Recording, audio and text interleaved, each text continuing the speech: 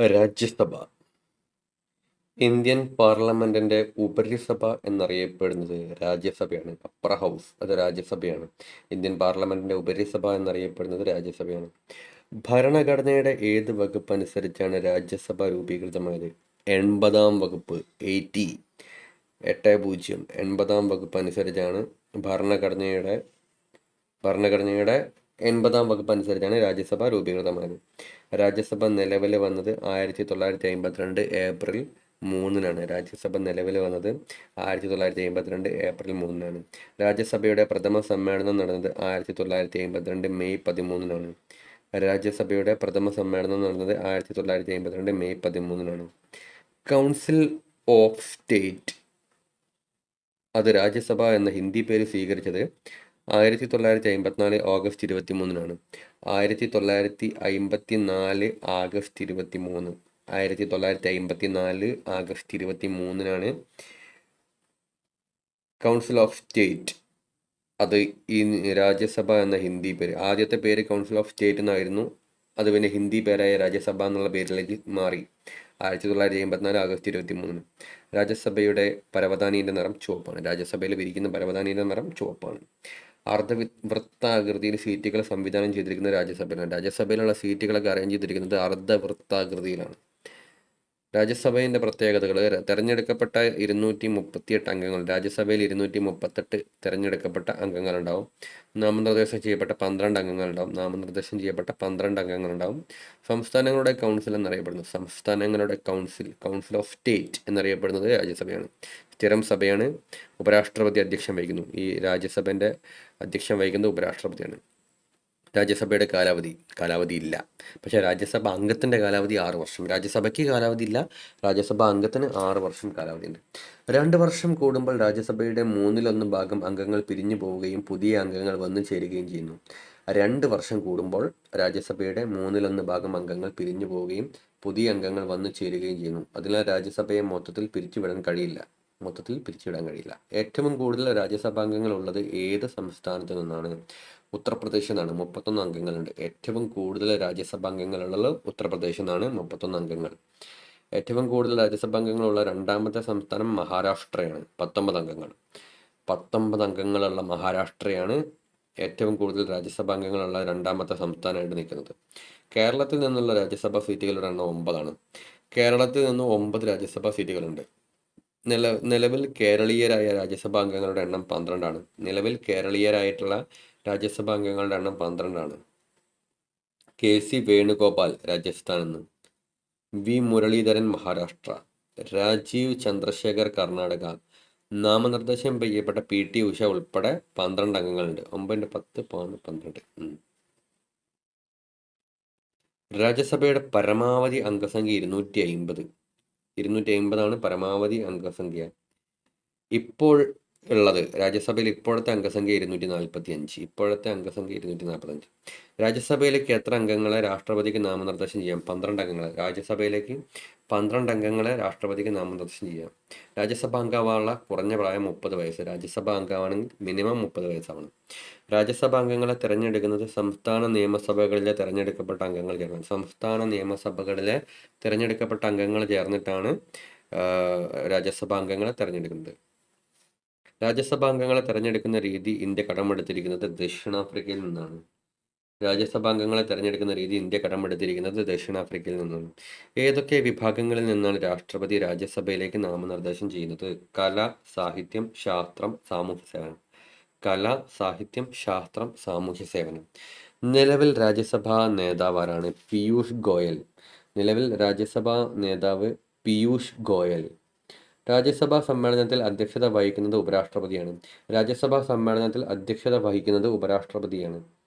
നിലവിലെ രാജ്യസഭാ ചെയർമാൻ ജഗദീപ് ധൻഖർ. ആരാണ്? ജഗദീപ് ധൻഖർ.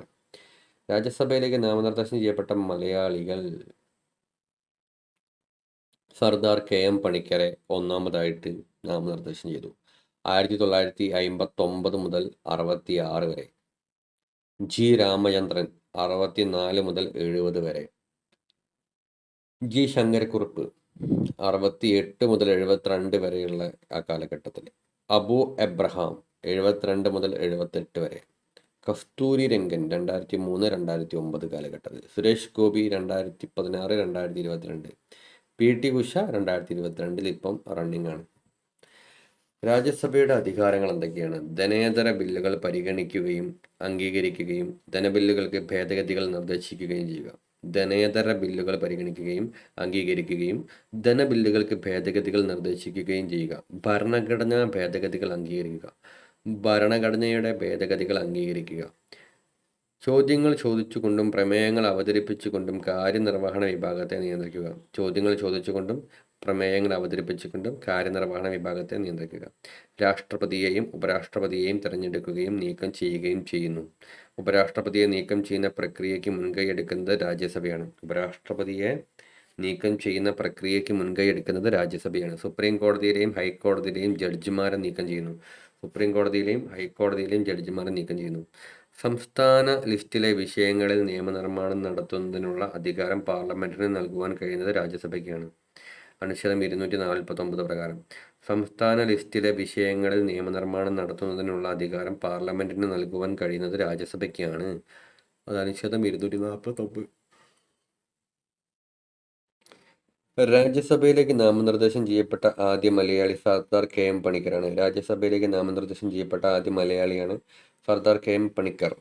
ലോക്സഭയിലേക്ക് നാമനിർദ്ദേശം ചെയ്യപ്പെട്ട ആദ്യ മലയാളി ചാൾസ് ഡയസ്. ലോക്സഭയിലേക്ക് നാമനിർദ്ദേശം ചെയ്യപ്പെട്ട ആദ്യ മലയാളി ചാൾസ് ഡയസ്. ചെയർമാൻ. രാജ്യസഭയുടെ അധ്യക്ഷൻ ചെയർമാനാണ്. രാജ്യസഭയുടെ അധ്യക്ഷൻ ചെയർമാൻ. രാജ്യസഭയുടെ ചെയർമാൻ എന്നറിയപ്പെടുന്നത് ഉപരാഷ്ട്രപതിയാണ്. രാജ്യസഭയുടെ അധ്യക്ഷൻ ആണ് ചെയർമാൻ. അധ്യക്ഷൻ ചെയർമാനായിരിക്കും. അപ്പോൾ ഈ ചെയർമാൻ ആരാകണം? ഉപരാഷ്ട്രപതി ആയിരിക്കും. രാജ്യസഭയുടെ ആദ്യ ചെയർമാൻ ഡോക്ടർ എസ് രാധാകൃഷ്ണനാണ് ആദ്യത്തെ ചെയർമാൻ. അയാളായിരിക്കും ആദ്യത്തെ ഉപരാഷ്ട്രപതി. ഏറ്റവും കൂടുതൽ കാലം രാജ്യസഭയുടെ ചെയർമാനായിരിക്കുന്നത് ഡോക്ടർ ഹമീദ് അൻസാരിയാണ്. ഏറ്റവും കൂടുതൽ കാലം രാജ്യസഭയുടെ ചെയർമാനായിരുന്നത് ഡോക്ടർ ഹമീദ് അൻസാരി. രാജ്യസഭ ചെയർമാനായ ആദ്യ മലയാളിയാണ് KR നാരായണൻ. രാജ്യസഭ ചെയർമാനായ ആദ്യ മലയാളിയാണ് KR നാരായണൻ. ചെയർമാൻ്റെ അഭാവത്തിൽ രാജ്യസഭ നടപടികൾ നിയന്ത്രിക്കുന്നത് ഡെപ്യൂട്ടി ചെയർമാനാണ്. Deputy chairman. ചെയർമാൻ്റെ അഭാവത്തിൽ രാജ്യസഭ നടപടികൾ നിയന്ത്രിക്കുന്നത് ഡെപ്യൂട്ടി ചെയർമാൻ. രാജ്യസഭയുടെ ഡെപ്യൂട്ടി ചെയർപേഴ്സണായ ആദ്യ വനിതയാണ് ശ്രീമതി വയലറ്റ് ആൽവ. രാജ്യസഭയുടെ ഡെപ്യൂട്ടി ചെയർപേഴ്സണായ ആദ്യ വനിത. ഇന്റർ പാർലമെന്ററി യൂണിയന്റെ ആജീവനാന്ത പ്രസിഡന്റാണ് നജ്മ ഹെപ്തുള്ള. ഇന്റർ പാർലമെന്ററി യൂണിയന്റെ ആജീവനാന്ത പ്രസിഡന്റാണ് നജ്മ ഹെപ്തുള്ള. രാജ്യസഭയുടെ ഡെപ്യൂട്ടി ചെയർമാനായ ആദ്യ മലയാളി MM ജേക്കബ്. രാജ്യസഭയുടെ ഡെപ്യൂട്ടി ചെയർമാനായ ആദ്യ മലയാളിയാണ് MM ജേക്കബ്. രാജ്യസഭാംഗം രാജിക്കത്ത് നൽകുന്നത് ചെയർമാനാണ്. രാജ്യസഭാംഗം രാജിക്കത്ത് കൊടുക്കുന്നത് ചെയർമാനാണ്. ലോകസഭാംഗം രാജിക്കത്ത് കൊടുക്കുന്നത് സ്പീക്കർക്കാണ്. ലോകസഭാംഗമാണെങ്കിൽ സ്പീക്കർക്കാണ് കൊടുക്കുക. രാജ്യസഭയുടെ ഡെപ്യൂട്ടി ചെയർമാനായ രണ്ടാമത്തെ മലയാളി PJ കുര്യൻ.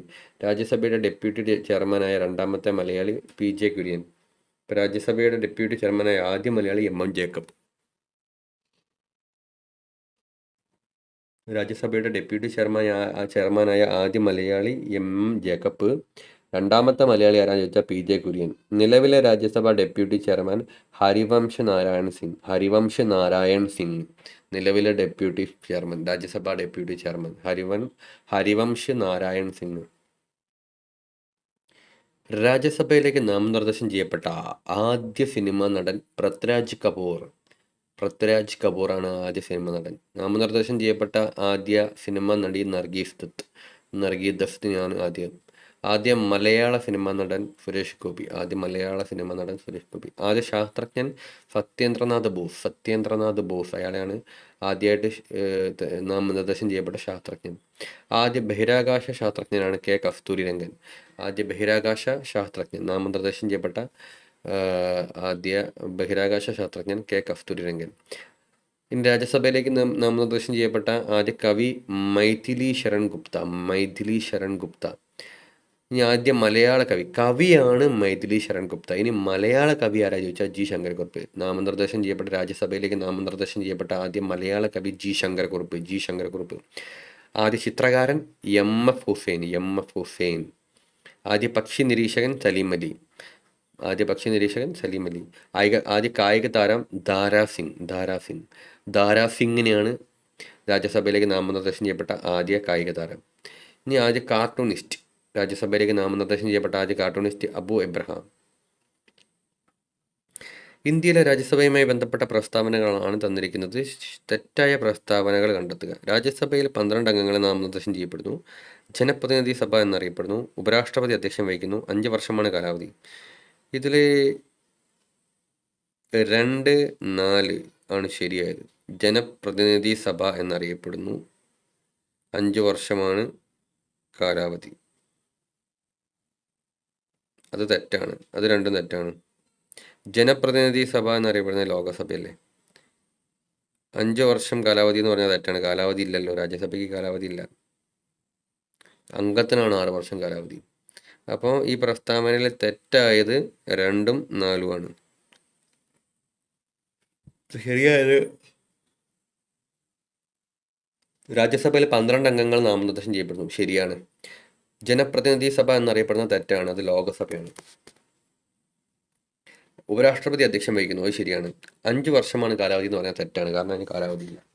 സംസ്ഥാന നിയമനിർമ്മാണ സഭ. ഇന്ത്യയിലെ എല്ലാ സംസ്ഥാനങ്ങളിലും നിയമനിർമ്മാണ സഭകളുണ്ട്. സംസ്ഥാന ഗവൺമെന്റിന്റെ പരിധിയിൽ വരുന്ന വിഷയങ്ങളിൽ നിയമനിർമ്മാണം നടത്തുന്നത് ലെജിസ്ലേറ്റീവ് അസംബ്ലി, അതായത് സംസ്ഥാന നിയമനിർമ്മാണ സഭയാണ്. സംസ്ഥാന ഗവൺമെന്റിന്റെ പരിധിയിൽ വരുന്ന വിഷയങ്ങളിൽ നിയമനിർമ്മാണം നടത്തുന്നത് ലെജിസ്ലേറ്റീവ് അസംബ്ലിയാണ്, സംസ്ഥാന നിയമനിർമ്മാണ സഭ. ഒരു സഭ മാത്രമുള്ള നിയമനിർമ്മാണ സഭ അറിയപ്പെടുന്നത് ഏകമണ്ഡല നിയമനിർമ്മാണ സഭ. ഒരു സഭ മാത്രമുള്ള നിയമനിർമ്മാണ സഭ അറിയപ്പെടുന്നത് ഏകമണ്ഡല നിയമനിർമ്മാണ സഭ. 2 സഭകളുള്ള നിയമനിർമ്മാണ സഭ അറിയപ്പെടുന്നത് ദ്വിമണ്ഡല നിയമനിർമ്മാണ സഭ. ദ്വിമണ്ഡല നിയമനിർമ്മാണ സഭ. ഇന്ത്യയിലെ ചില സംസ്ഥാനങ്ങളിൽ ലെജിസ്ലേറ്റീവ് അസംബ്ലി, അതായത് അധോസഭ, ലെജിസ്ലേറ്റീവ് കൗൺസിൽ, ഉപരിസഭ എന്നിങ്ങനെ 2 സഭകളുള്ള ദ്വിമണ്ഡല നിയമനിർമ്മാണ സഭകളാണുള്ളത്. ഇന്ത്യയിലെ ചില സംസ്ഥാനങ്ങളിൽ ലെജിസ്ലേറ്റീവ് അസംബ്ലി, അതായത് അധോസഭ, ലെജിസ്ലേറ്റീവ് കൗൺസിൽ, ഉപരിസഭ എന്നിങ്ങനെ 2 സഭകളുള്ള ദ്വിമണ്ഡല നിയമനിർമ്മാണ സഭയാണുള്ളത്. ലെജിസ്ലേറ്റീവ് അസംബ്ലി എന്താ നോക്കാം. സംസ്ഥാന ലെജിസ്ലേറ്റീവ് അസംബ്ലിയിലേക്കുള്ള തെരഞ്ഞെടുപ്പ് നടത്തുന്നത് കേന്ദ്ര തെരഞ്ഞെടുപ്പ് കമ്മീഷനാണ്. സംസ്ഥാന ലെജിസ്ലേറ്റീവ് അസംബ്ലിയിലേക്കുള്ള തെരഞ്ഞെടുപ്പ് നടത്തുന്നത് കേന്ദ്ര തെരഞ്ഞെടുപ്പ് കമ്മീഷനാണ്. സംസ്ഥാന അസംബ്ലിയിലേക്കുള്ള അംഗങ്ങളെ ജനങ്ങൾ നേരിട്ടാണ് തിരഞ്ഞെടുക്കുന്നത്. സംസ്ഥാന അസംബ്ലിയിലേക്കുള്ള അംഗങ്ങളെ ജനങ്ങൾ നേരിട്ടാണ് തിരഞ്ഞെടുക്കുന്നത്. ലെജിസ്ലേറ്റീവ് അസംബ്ലിയുടെ കാലാവധി 5 വർഷമാണ്. ലെജിസ്ലേറ്റീവ് അസംബ്ലിയുടെ കാലാവധി 5 വർഷമാണ്. ലെജിസ്ലേറ്റീവ് അസംബ്ലി അംഗത്തിൻ്റെ കാലാവധി 5 വർഷം. ലെജിസ്ലേറ്റീവ് അസംബ്ലി അംഗത്തിൻ്റെ കാലാവധിയും 5 വർഷം. അപ്പം ലെജിസ്ലേറ്റീവ് അസംബ്ലിൻ്റെ കാലാവധി 5 വർഷം, ലെജിസ്ലേറ്റീവ് അസംബ്ലി അംഗത്തിൻ്റെ കാലാവധിയും 5 വർഷം. ഇന്ത്യയിൽ ഏറ്റവും കൂടുതൽ അംഗങ്ങളുള്ള ലെജിസ്ലേറ്റീവ് അസംബ്ലി ഉത്തർപ്രദേശാണ്. 403 അംഗങ്ങൾ. 403 അംഗങ്ങളുള്ള ഉത്തർപ്രദേശാണ് ഇന്ത്യയിലെ ഏറ്റവും കൂടുതൽ അംഗങ്ങളുള്ള ലെജിസ്ലേറ്റീവ് അസംബ്ലി. ഏറ്റവും കുറവ് അംഗങ്ങളുള്ള ലെജിസ്ലേറ്റീവ് അസംബ്ലി സിക്കിമാണ്, 32 അംഗങ്ങൾ. ഏറ്റവും കുറവ് അംഗങ്ങളുള്ള ലെജിസ്ലേറ്റീവ് അസംബ്ലി സിക്കിം, 32 അംഗങ്ങൾ. ലെജിസ്ലേറ്റീവ് അസംബ്ലി അംഗമാകാനുള്ള കുറഞ്ഞ പ്രായം 25 വയസ്സ്. ലെജിസ്ലേറ്റീവ് അസംബ്ലി അംഗമാകാനുള്ള കുറഞ്ഞ പ്രായം 25 വയസ്സ്. നിയമസഭാ തെരഞ്ഞെടുപ്പിൽ ഒരു വ്യക്തിക്ക് പരമാവധി എത്ര നിയോജക മണ്ഡലങ്ങളിൽ നിന്ന് മത്സരിക്കാം? 2 മണ്ഡലങ്ങളിൽ നിന്ന് മത്സരിക്കാം. നിയമസഭാ തെരഞ്ഞെടുപ്പിൽ ഒരു വ്യക്തിക്ക് പരമാവധി എത്ര നിയോജക മണ്ഡലങ്ങളിൽ നിന്ന് മത്സരിക്കാം? 2 മണ്ഡലങ്ങളിൽ നിന്ന് മത്സരിക്കാം. നിയമസഭ സ്പീക്കർ, ഡെപ്യൂട്ടി സ്പീക്കർ എന്നിവരെ കുറിച്ച് പ്രതിപാദിപ്പിക്കുന്ന ഭരണഘടനാ അനുച്ഛേദം 178 178 അനുച്ഛേദത്തിലാണ് നിയമസഭാ സ്പീക്കർ, ഡെപ്യൂട്ടി സ്പീക്കർ എന്നിവരെ കുറിച്ച് പ്രതിപാദിക്കുന്നത്. ഇനി ലെജിസ്ലേറ്റീവ് കൗൺസിൽ എന്താ നോക്കാം. അനുച്ഛേദം 169 അനുസരിച്ച് 169 അനുസരിച്ച് ഒരു സംസ്ഥാനത്ത് ലെജിസ്ലേറ്റീവ് കൗൺസിൽ രൂപീകരിക്കുന്നതിനും ഇല്ലാതാക്കുന്നതിനുമുള്ള അധികാരം പാർലമെന്റിനാണ്. അപ്പോൾ ലെജിസ്ലേറ്റീവ് കൗൺസിൽ രൂപീകരിക്കാനും ഇല്ലാതാക്കാനുമുള്ള അധികാരം പാർലമെന്റിനാണ്. അത് അനുച്ഛേദം 169 അനുസരിച്ചിട്ടാണ്. നിലവിൽ 6 സംസ്ഥാനങ്ങളിലാണ് ലെജിസ്ലേറ്റീവ് കൗൺസിൽ ഉള്ളത്. 6 സംസ്ഥാനങ്ങളിലാണ് ലെജിസ്ലേറ്റീവ് കൗൺസിൽ ഉള്ളത്. ലെജിസ്ലേറ്റീവ് കൗൺസിൽ അംഗത്തിൻ്റെ കാലാവധി 6 വർഷമാണ്. 6 വർഷമാണ് ലെജിസ്ലേറ്റീവ് കൗൺസിൽ അംഗത്തിൻ്റെ കാലാവധി. ലെജിസ്ലേറ്റീവ് കൗൺസിലുള്ള സംസ്ഥാനങ്ങൾ ഏതൊക്കെയാണ്? ഉത്തർപ്രദേശ്, മഹാരാഷ്ട്ര, കർണാടക, ബീഹാർ, ആന്ധ്രാപ്രദേശ്, തെലങ്കാന. ലെജിസ്ലേറ്റീവ് കൗൺസിലുള്ള സംസ്ഥാനങ്ങളാണ് ഉത്തർപ്രദേശ്, ബീഹാർ, മഹാരാഷ്ട്ര, ആന്ധ്രാപ്രദേശ്, കർണാടക, തെലങ്കാന. ഉത്തർപ്രദേശ്, ആന്ധ്രാപ്രദേശ്, മഹാരാഷ്ട്ര, കർണാടക, ബീഹാർ, തെലങ്കാന. ഈ കാര്യനിർവഹണ വിഭാഗം നിയമങ്ങൾ നടപ്പിലാക്കുകയും ഭരണ നിർവഹണം നടത്തുകയും ചെയ്യുന്ന വിഭാഗമാണ് കാര്യനിർവഹണ വിഭാഗം. നിയമങ്ങൾ നടപ്പിലാക്കുകയും ഭരണനിർവഹണം നടത്തുകയും ചെയ്യുന്ന വിഭാഗമാണ് കാര്യനിർവഹണ വിഭാഗം. ഇന്ത്യയിൽ എത്ര തരത്തിലുള്ള കാര്യനിർവഹണ വിഭാഗമുണ്ട്? 2 തരം. കേന്ദ്ര കാര്യനിർവഹണ വിഭാഗവും സംസ്ഥാന കാര്യനിർവഹണ വിഭാഗവും. അപ്പോൾ 2 തലങ്ങളിലുള്ള കാര്യനിർവഹണ വിഭാഗമുള്ളത്. കേന്ദ്ര കാര്യനിർവഹണ വിഭാഗവും സംസ്ഥാന കാര്യനിർവഹണ വിഭാഗവും. കേന്ദ്ര കാര്യനിർവഹണ വിഭാഗത്തിൽ ഉൾപ്പെട്ടവർ രാഷ്ട്രപതി, കേന്ദ്രമന്ത്രിമാർ, ഉദ്യോഗസ്ഥ വൃന്ദം. അപ്പോൾ രാഷ്ട്രപതി, കേന്ദ്രമന്ത്രിമാർ, ഉദ്യോഗസ്ഥ വൃന്ദം. രാഷ്ട്രപതിയും കേന്ദ്രമന്ത്രിമാരും തിരഞ്ഞെടുക്കപ്പെട്ടവരാണ്. രാഷ്ട്രപതിയും കേന്ദ്രമന്ത്രിമാരും തിരഞ്ഞെടുക്കപ്പെട്ടവരാണ്. രാഷ്ട്രപതിയും കേന്ദ്രമന്ത്രിമാരും അറിയപ്പെടുന്നത് രാഷ്ട്രീയ കാര്യനിർവഹണ വിഭാഗം. രാഷ്ട്രപതിയും കേന്ദ്രമന്ത്രിമാരും അറിയപ്പെടുന്നത് രാഷ്ട്രീയ കാര്യനിർവഹണ വിഭാഗം. ഉദ്യോഗസ്ഥ വൃന്ദത്തെ യോഗ്യതയുടെ അടിസ്ഥാനത്തിൽ നിയമിക്കുന്നു. വിരമിക്കുന്നതിന് വരെ അവർ സർവീസ് തുടരും. ഉദ്യോഗസ്ഥ വൃന്ദം അറിയപ്പെടുന്നത് സ്ഥിര കാര്യനിർവഹണ വിഭാഗം. ഉദ്യോഗസ്ഥ വൃന്ദം അറിയപ്പെടുന്നത് സ്ഥിര കാര്യനിർവഹണ വിഭാഗം എന്നാണ്.